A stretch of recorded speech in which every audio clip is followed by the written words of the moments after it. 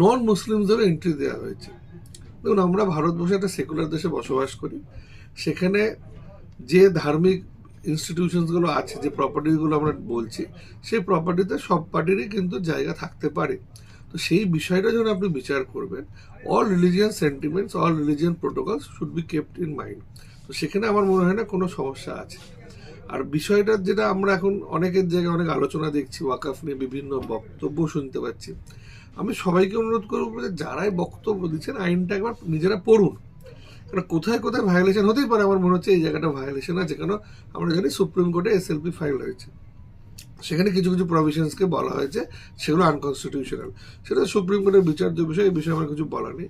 But আমার understanding of the ওয়াকফ যেটা আমি বুঝতে পেরেছি, তাতে এই যে ওয়াকফ ডিক্লারেশন যে প্রসিডিওর, সেই প্রসিডিওরের মধ্যে চেঞ্জেস এসছে। যেটা আবার বললাম, সেটা কিন্তু ফার্দার প্রসিডিওরে চেঞ্জেস এসছে, যেগুলো ওয়াকফ অলরেডি আছে তার মধ্যে আসেনি। ট্রান্সপারেন্সির জন্য একটা জিনিস যেটা হবে, সেটা খুব ট্রান্সপারেন্ট হওয়া উচিত। সেটা কিন্তু আইনের বেসিক উদ্দেশ্য।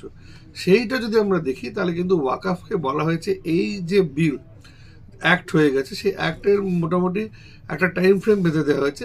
তার মধ্যে যেগুলো ওয়াকাফ প্রপার্টি, সেগুলো কিন্তু আপনাকে ওয়েবসাইটে দিতে হবে, যেন জনসাধারণ, পাবলিক অ্যাট লার্জ দেখতে পারে যে কী কী ওয়াকাফ।